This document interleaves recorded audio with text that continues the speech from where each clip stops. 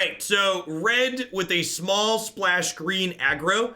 In addition to playing specific lists that viewers send in, I also do what I refer to as build-around submissions, which this is, where a person submits a card or cards they're interested in seeing me take a crack at building a deck around. So the requirement for this build-around submission was they wanted to see the God of Destiny here paired specifically with Living Twister, because Living Twister provides triple loyalty for the red-green god. So notably, this deck can have the God of Destiny active with just Living Twister and Torbran in play. Torbran also plays well with Living Twister because Torbran turns Living Twister's 2-mana activation into a deal 4 from a deal 2. I've also got a variety of other just good red cards. I've got Ember Hauler here as a double red devotion card. Same with Phoenix of Ash. Tectonic Giant seems like a very impressive card so far. Reasonable pressure on an okay body that also can generate card advantage if we'd rather have card advantage than pressure.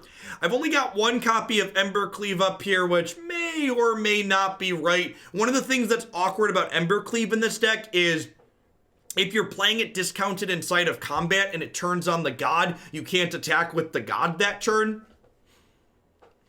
Can I ask why we're not playing the red castle? Yeah, some red castles are probably fine. I don't have that many 1-mana spells, right?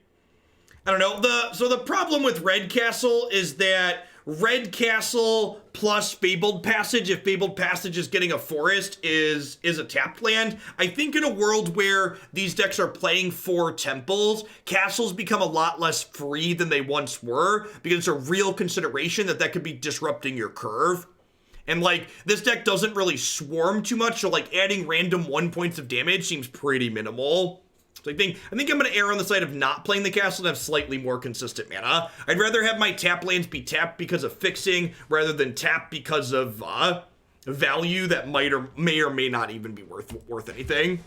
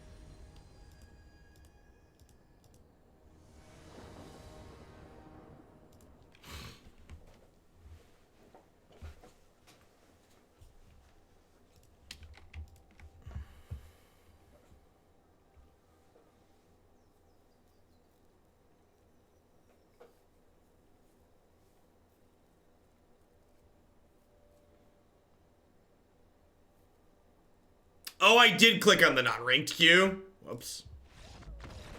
Thanks.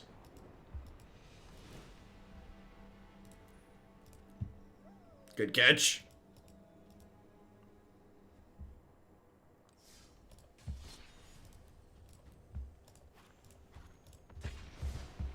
All right, we're 1 match from Mythic for the 4th time today or something. Let's see if we can actually seal the deal.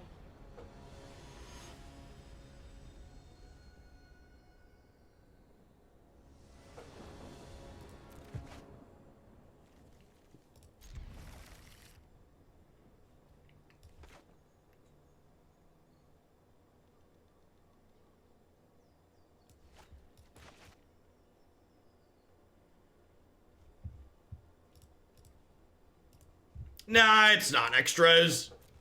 I'm not gonna take the time to play in the competitive arena events anymore. They're just too much effort. They're caring about your rank on the ladder really kind of sucks and tends to be super frustrating. So that is an aggressively long animation for an uncommon. That is an aggressively long animation. He is really pissed, chat.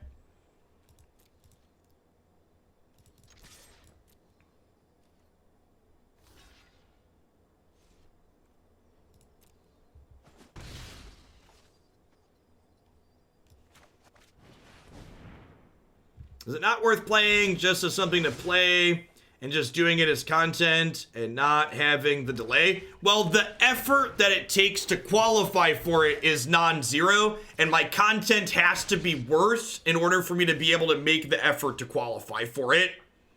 So I don't think it's worth making my content worse to try and qualify for a tournament that then has very little payoff when I qualify for it.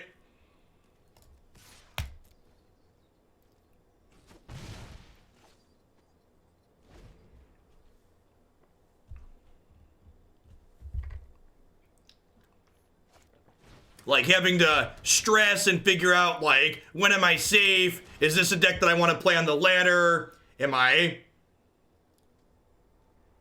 I accidentally qualify, would you still play it? Yeah, probably. The odds of accidentally qualifying are pretty low, though, especially with the average quality of decks that we tend to play on this stream.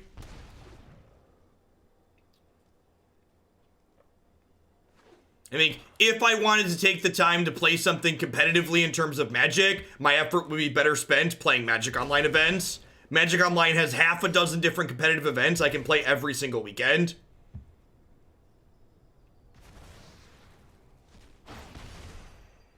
Alright, so this has 6 Devotion, so it's just like, let's Rimrock the Phoenix here, and then play Rimrock, and then attack them for a bunch.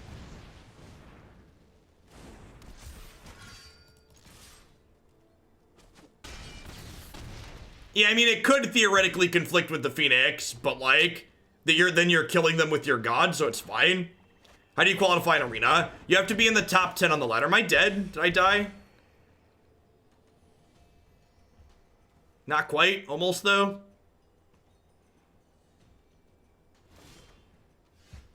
So, Embercleave should be lethal here. I think. I hope.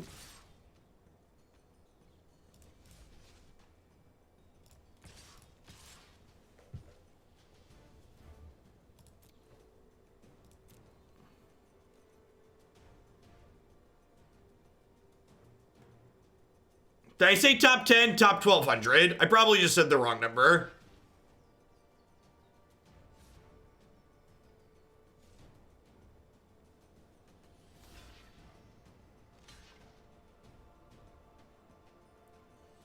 Okay, so they're dead to this, right?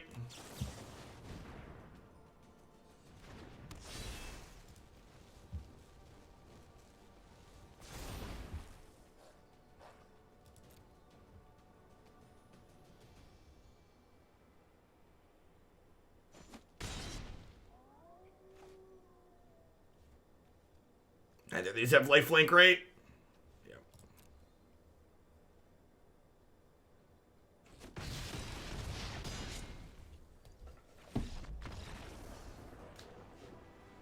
The other thing is too, like, Wizards of the Coast took the event that was like already infrequent and you had to like stress out on the ladder to get to it, and then they took it and they added an incredible amount of variance to it. They took it from being a 2-day event that you had to, like, you know, be able to mitigate variance by playing in a 2-day tournament, and they turned it into a single-day tournament where you have to go 10-1 to qualify. So, like, in Magic, a good player against other good players is lucky to have a 60 or 65% win rate. Like, what you have to do to, like, go 10-1 in a tournament is completely unrealistic.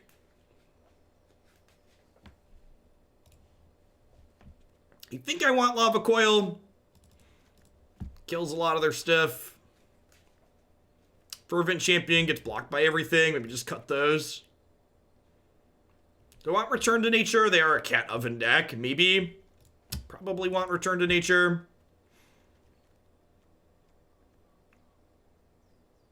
Let me try my Giant. He's a little slow.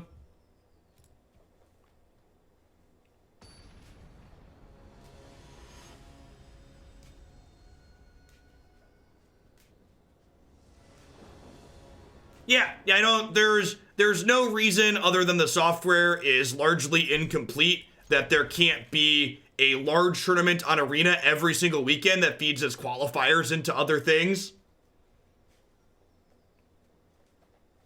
Like, there's like, they can say Arena is the focus of competitive play all they want, but like, when Arena has one competitive tournament a month and Magic Online has half a dozen competitive tournaments a weekend, like, the numbers just don't line up with what their narrative is.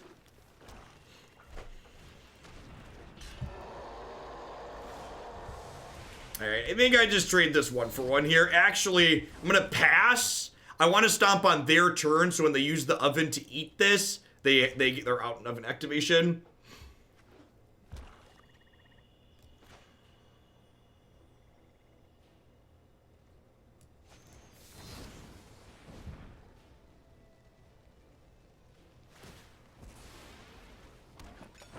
So they don't actually get lower elusive, and I guess my description there is awkward too, because there aren't even really meaningful tournaments every month now. So every other month there's a qualifier event, and then on the in-between months there's a competitive event where if you go 10-0 in it, you get $10 worth of gems or $20 worth of gems. I think it's $20 worth of gems, if I recall. So it's like, it's even kind of embarrassing to refer to that as a competitive event. Because, like, going completely undefeated in it is worth actual nothing. So every other month, I guess, is more accurate.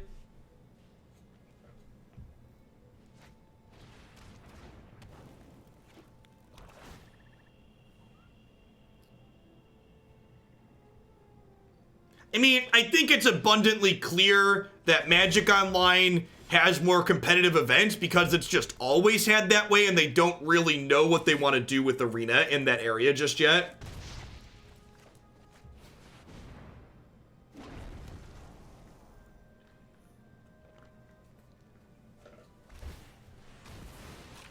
Maybe, Shep. I'll believe that when I see it.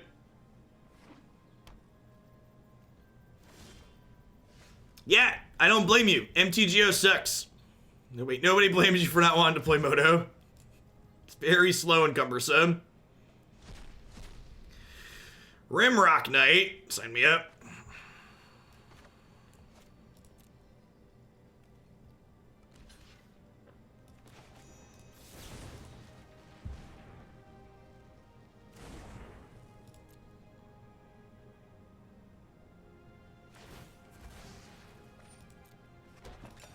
Why dump resources into making it competitive? Because they're advertising it as such. If they were like, hey, by the way, competitive isn't the focus of Arena, it's this other thing, I'd be like, yeah, sure, that makes sense. Like,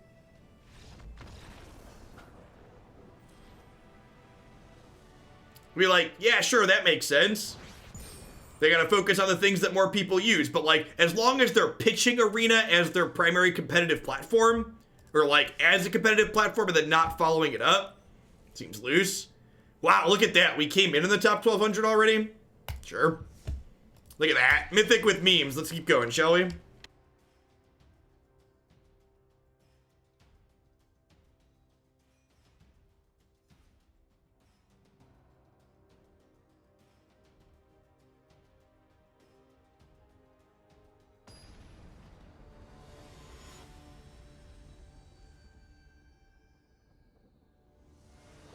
The deck list appears to be on Stream Decker. What's up, Zoidberg? As always, you can type !deck in chat to find a link to the deck list.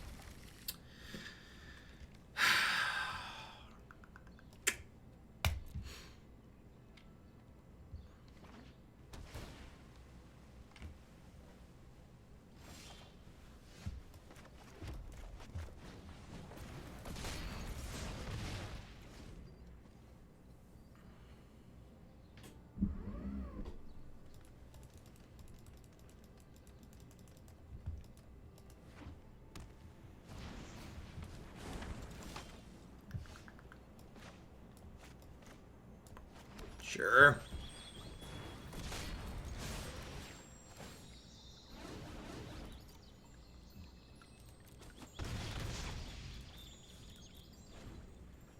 I mean, to be fair, Magic is such a great core game that, like, they can kind of just do whatever they want and still make plenty of money, right? Like, that's their goal. Wait. Why is it all the mountains, 3 forests, and then the other mountain?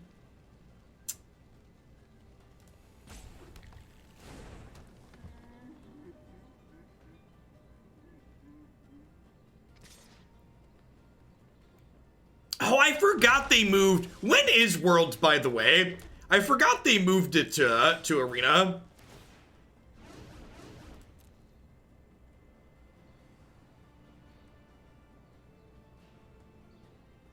Yeah, maybe it's from the Mulligan. February 16th. That's so far away. I really wish Wizards would figure out that their big tournaments are more exciting in newer formats. I feel like they do well to learn that.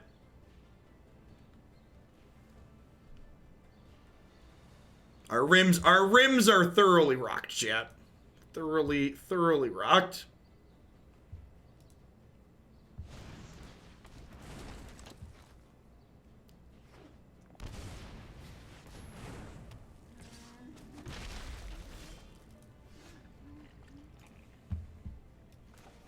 Second Lovestruck Beast. Gross. They are down to 9. This card has fire breathing too, right? Yeah, it does. Yeah, it does.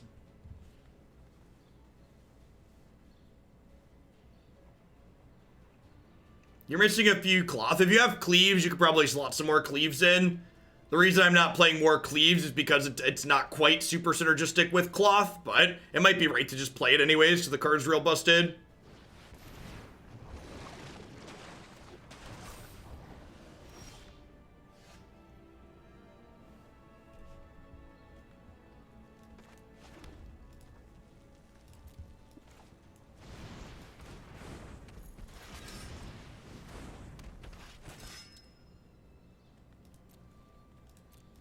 Yeah, Sword's probably absurd with this card, huh? Yeah, I should probably put some more Swords in the deck. And think about it with the pump. That's real good.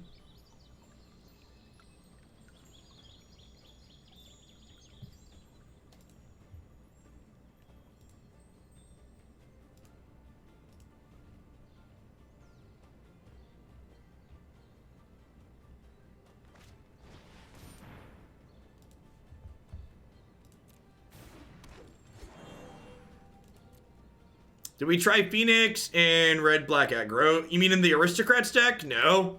That deck just has too many 3s in it, Percy.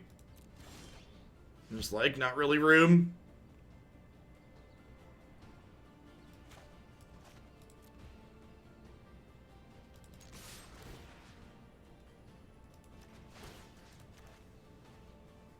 I'm just gonna attack with everything here. Because, like, if we trade here, I want to get things into my bin, so that way I can escape the Phoenix.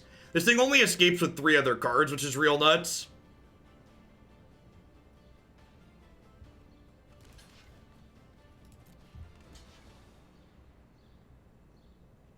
Wow, this block is good for us.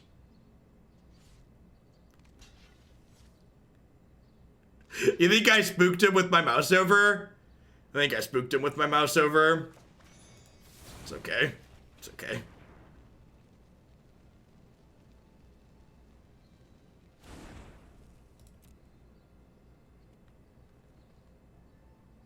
It's just a bad block, chat. It's just a bad block. These trades are much better for them.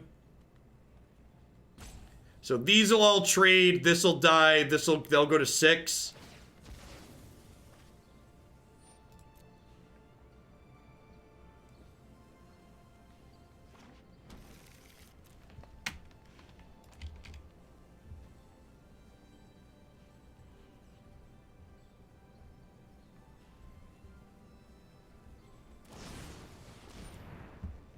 Giant killer.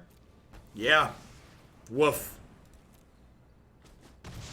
Huh?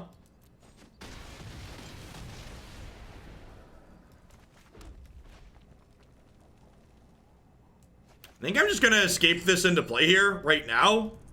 Because then next turn I can double pump it, right? So like crack him for a 7.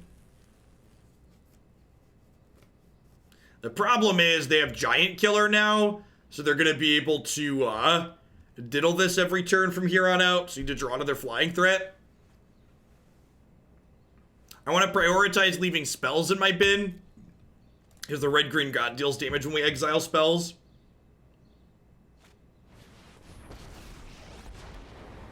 We will not fail. Hope they don't have another Giant Killer. Yeah, I mean, don't play around things you can't beat. I have to pump this up to kill them, so It's not even really worth mentioning the thing we can't beat.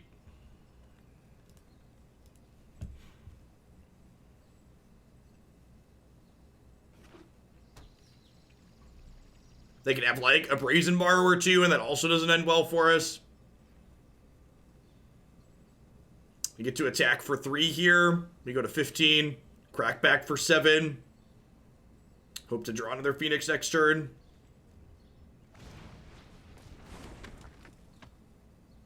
That's interesting. So they're going to get aggressive here then. They're going to crack us for 8. I like this. I think this is a good line.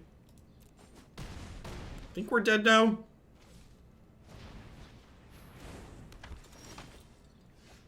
Yeah, opponent played this really well. Again, just like traditional aggro, mid-range aggro like this, Nissa just largely makes our decks unplayable. So we're going to give some of these things a try. It is, as a friendly reminder, a lot of the things we're going to try early in the season are going to end up sucking. I kind of don't really have anything to bring in here. I guess I bring in Shock because they're on an Innkeeper deck. Yeah, like Graces plus Nissa just like render so many of these potential ideas just very unplayable. Allows them to stabilize and go up the board and be aggressive, all just like simultaneously. The only reason anything close to aggressive decks were competitive last season was because of Embercleave, so maybe we just like jam a bunch of Embercleaves in here and hope to punk people out. Could be a real choice we make. I think I bottom that so we can go 1, 2, 3 here. Yeah, the white deck with Tomic is pretty close to traditional aggro. That felt very reasonable. But it doesn't mean that, like, these other decks that are more traditional aggro are gonna be good though. Hey, that's a good pickup.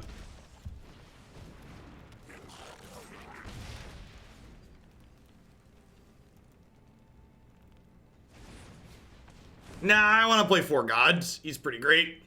Maybe I'll cut a Torbran.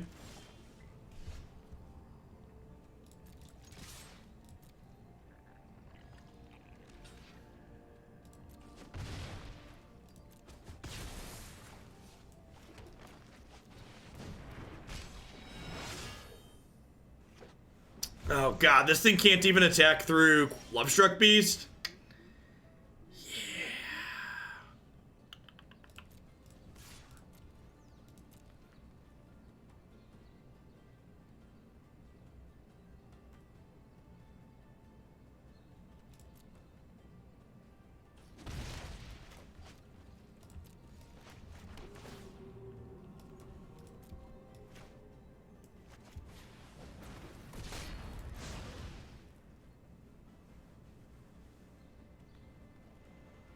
The Aristocrat Shell was fine.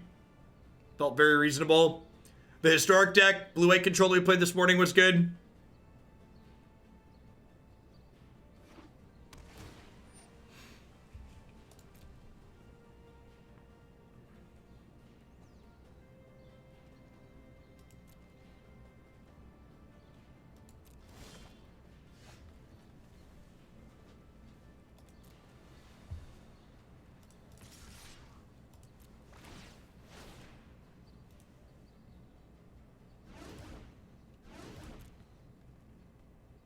Ember Hauler in this deck mostly for devotion. It's an okay card too.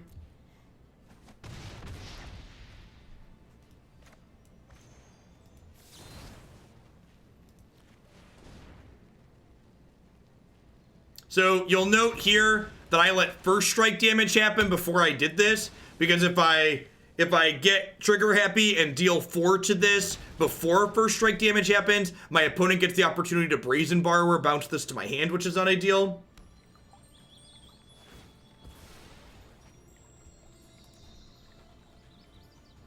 My thoughts are, I don't have opinions on formats until we're weeks in, generally speaking, because the answer is we don't know. I think the pessimist in me feels like the blue-green decks are probably the best thing in the format, because some of the best cards in Theros were also blue-green. It's also probably a safe assumption that the same thing that was good in the previous standard format is also still good now, until proven otherwise. Although this is pretty good here. That's a good rip.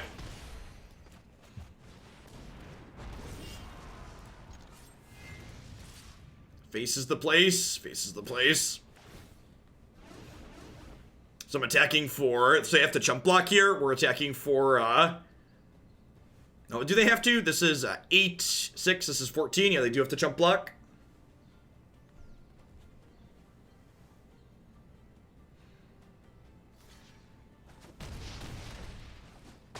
Gobble, gobble.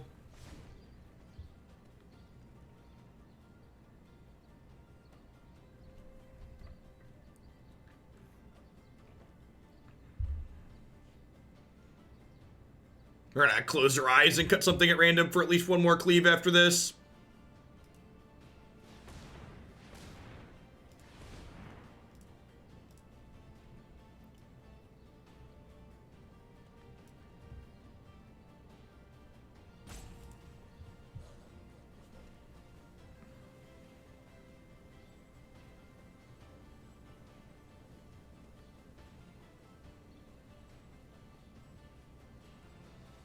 That's how I sideboard.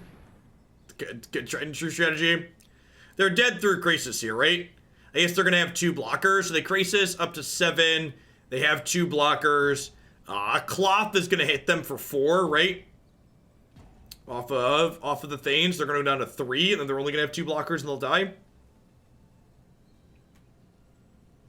Well, if they gain life, they don't die to the God Trigger. If they don't gain life, they are just dead to God plus Torbran, yeah.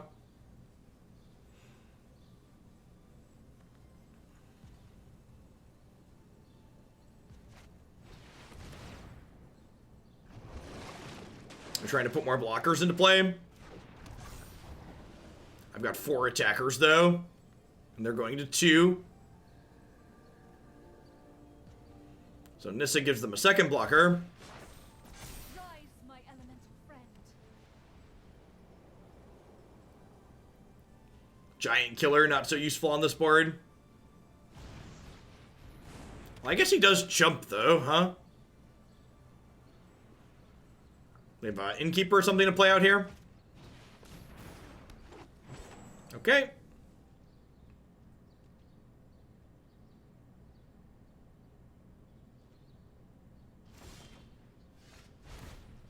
Is Phoenix lethal?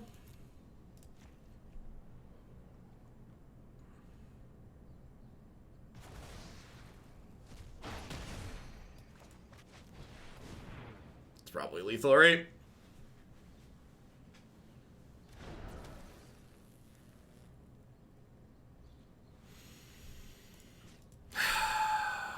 What if they have Aether Gust?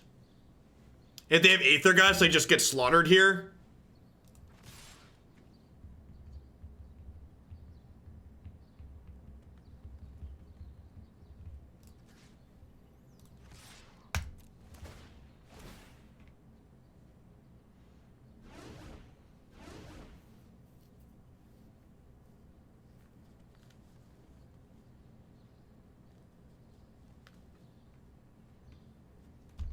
If they gust this, this is no longer a creature, and then they eat my entire board. So, there's a good chance there's 4 Aether Gusts in their sideboard for the mirror. And it just, like, is incidentally absurd against us.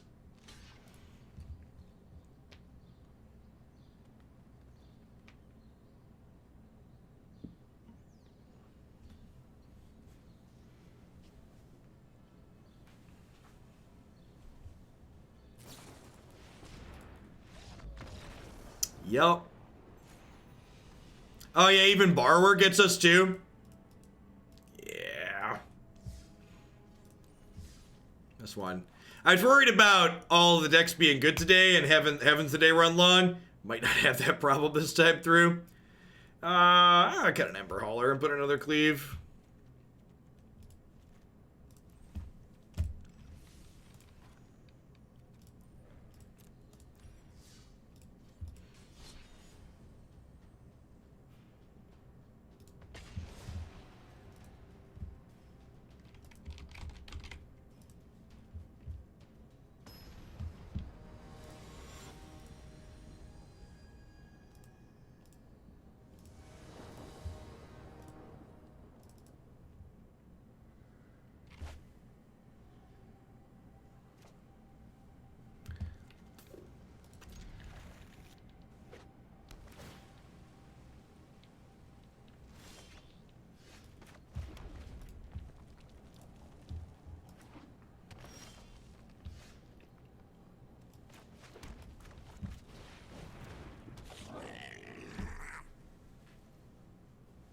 Okay.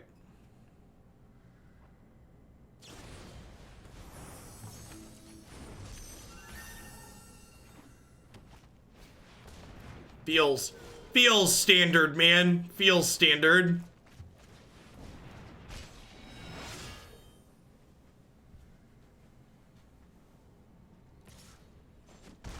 It's an endless supply of the cards you put into play actually not staying in play.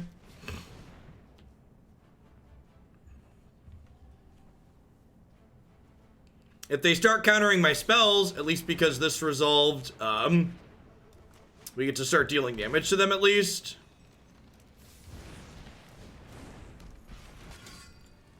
So we got that going for us.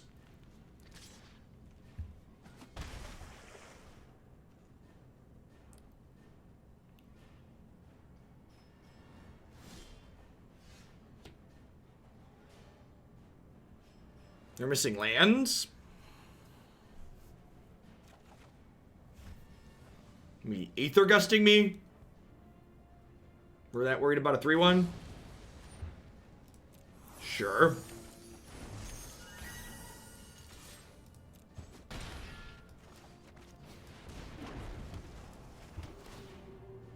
Them missing lands could be enough to pull us ahead here. If it's to keep that 1-drop. I could go Torbran plus the 1-drop next turn, potentially. I can also just go God of Destiny plus Ember Hauler, though. And if this gets to attack, it draws a card, which is nice.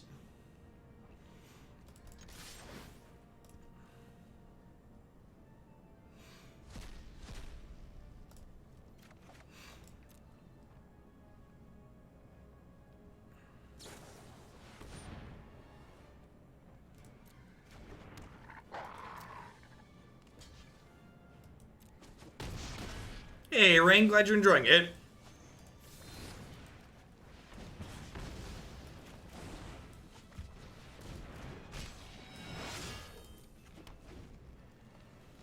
So, definitely blue-green flash. Still missing their second blue source, means we have a little bit of time here.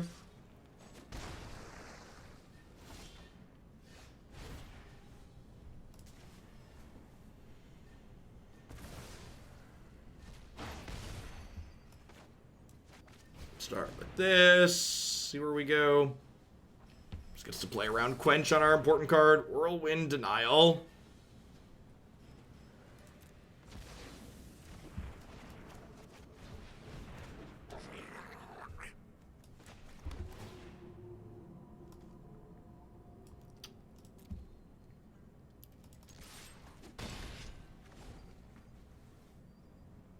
Annoying play patterns from the opponent's deck, but we're still pretty far ahead here since they're missing their second blue source and they stumbled on lands. Destiny Spinner sounds great here. Get that right into our deck.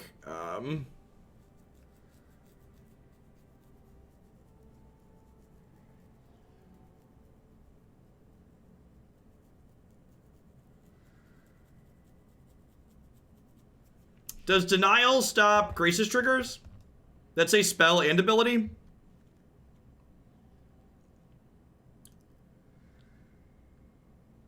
That card might be playable. Playable in Pioneer for dealing with the Eldrazi Titans. Neat. I want to trim. Rimrock Knight's probably an okay cut. I guess this just gets stonewalled by their 2-3.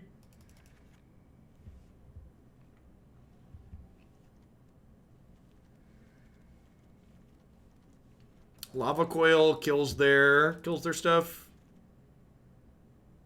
Let's try this.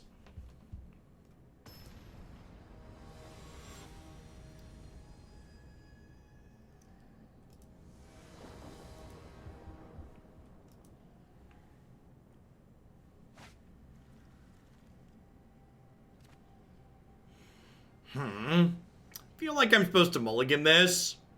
Kinda want to play on turn 2. Let me keep this 6. Okay, let's draw a green source. If we draw a green source, seems really good then, right? Yeah, I'll swing and a miss.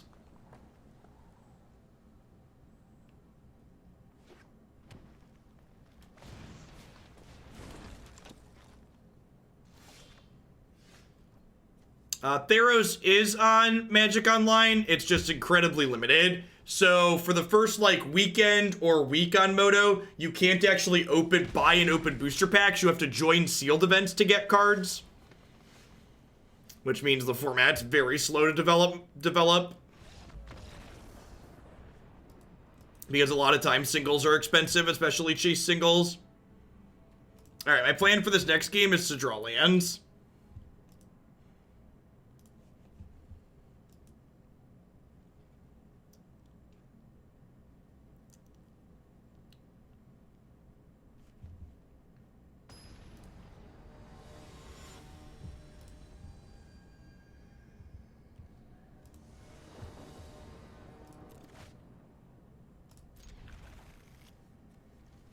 Sand's great. Destiny Spinner on 2 is wonderful.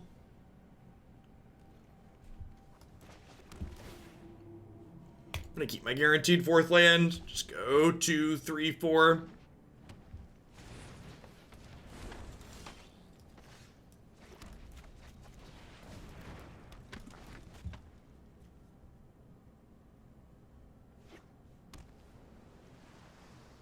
Man, red aggro's unplayable, isn't it? This is probably gonna be the last one with this. This is, there's just so many cards that are so incredibly hostile to aggressive decks in this format. It's kind of unreal.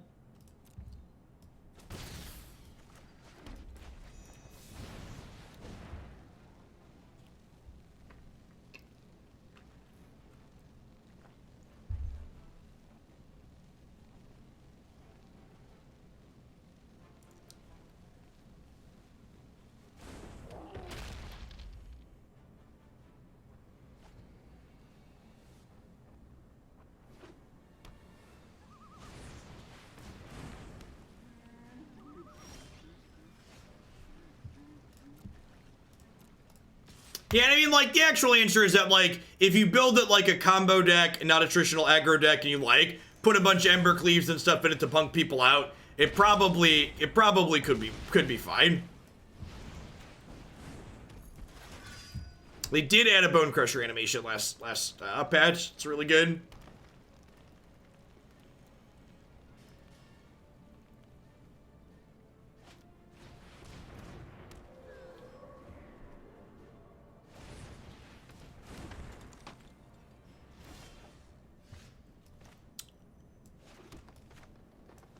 Okay. Torbran means this trades with Lovestruck Beast, so we got that going for us. We get to draw a card too, which is nice.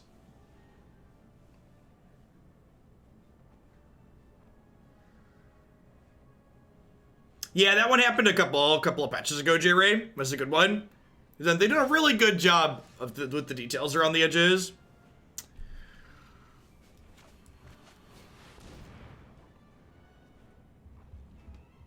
So, could be a bounce spell, could be an Aether Gust, could be a Nightpack Ambusher.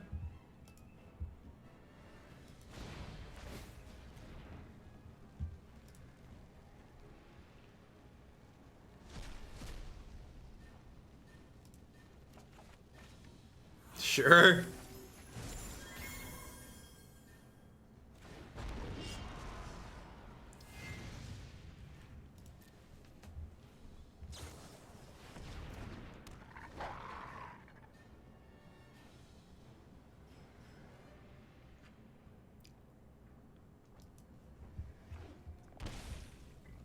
There's the part where they cast Nissa and we can never win.